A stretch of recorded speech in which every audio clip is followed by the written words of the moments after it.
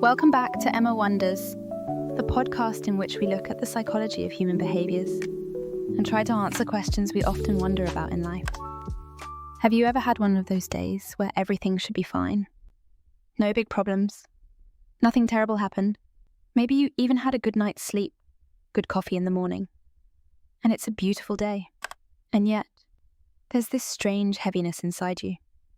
Like your chest is full of fog, or your energy is being drained by something invisible. It's that feeling of sadness with no clear reason. And it's not just you. It's something so many of us experience, but rarely talk about. Today, we're giving that feeling a name. Imagine you're standing in the middle of a calm ocean. The water is still.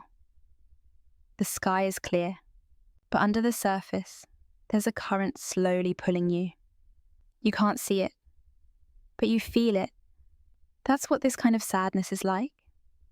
This feeling is often called low-grade depression, emotional fatigue, or even existential sadness.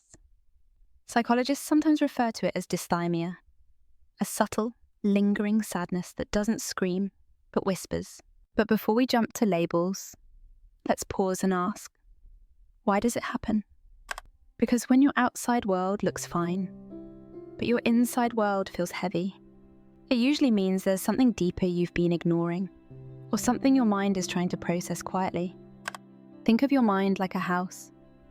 Every experience, every disappointment, every emotion you don't fully face, it doesn't disappear. It just gets swept into the corners. Over time, those corners gather dust. And one day, you wake up and realize the whole house feels heavy and stuffy. That's what happens emotionally. When we don't process the smaller things, like stress, loneliness, unspoken feelings, they collect, slowly and quietly. As Brené Brown says, we cannot selectively numb emotions. When we numb the painful emotions, we also numb the positive ones. So if you've been pushing things down, even small things, you may be accidentally numbing your joy along with your pain. Another way to think about it is this. Your mind has its own weather system. Sometimes there's a sudden storm, like heartbreak or loss, but other times it's just cloudy for no reason. No rain, no thunder, just grey. And you don't have to understand why to acknowledge it. As author Matt Haig puts it in his book, Reasons to Stay Alive, you are not your depression. You have a depression. And like a storm, it will pass. So if you're feeling sad, even when everything looks okay, don't shame yourself.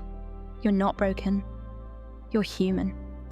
Sometimes that sadness is coming from an old version of you, a younger version that never got the comfort or closure it needed. It's an emotional echo. Maybe something reminded your subconscious of a past fear or a childhood insecurity, and it triggered a sadness that doesn't match your current life, but still lives inside you. Carl Jung once said, "Until you make the unconscious conscious, it will direct your life and you will call it fate." This quiet sadness might just be your inner world tapping on your shoulder, saying, "Hey, there's something in here we haven't looked at yet." We also live in a world obsessed with being okay all the time. We scroll past social media posts of friends living their perfect lives, hear phrases like "good vibes only," and quietly start to feel like any sadness is a failure. But that's a dangerous myth. Feeling down without a reason doesn't make you weak. It makes you honest. You're not supposed to be endlessly cheerful. That's not a life. That's a performance. Real life has texture, joy, confusion, melancholy, peace, doubt, all dancing together beautifully. So what can you do when you feel that unexplained emptiness? 1. Start by slowing down and checking in. Sit quietly and ask yourself, what might I be ignoring? What part of me feels unseen? 2. Journaling. Write without editing yourself. Let your feelings pour out, even if they don't make sense. Often, the act of naming something is the first step to healing it. 3. Move your body. Walk, stretch, dance, even if you feel silly. The body holds emotions, and movement is a gentle way to release them. 4. Reach out, not necessarily for advice, but simply for connection. Sometimes just hearing "I get it" is enough. The emptiness you're feeling might not be depression, it might be disconnection. Disconnection from your body, your values, your deeper self. Or maybe disconnection from meaning. Viktor Frankl, the psychiatrist and Holocaust survivor, wrote in Man's Search for Meaning, "When a person can't find a deep sense of meaning, they distract themselves with pleasure. So if nothing's wrong, but nothing feels right either, maybe the sadness is asking you to slow down and realign. Not fix, just feel. And listen. If you're going through this, here's what I want you to remember. You are not strange. You are not too sensitive. You are not alone. So many of us carry these quiet storms, and we're all just trying to make sense of the weather inside. This sadness has a name. It's the call to come back to yourself. Thank you for spending this time with me.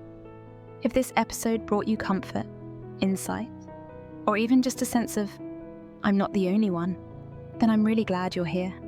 Don't forget, feeling deeply is not a flaw. It's a form of intelligence. And even the sadness that seems to come from nowhere is just another way your soul speaks. You're listening to Emma Wonders, where curiosity meets compassion. Until next time, stay curious and keep going.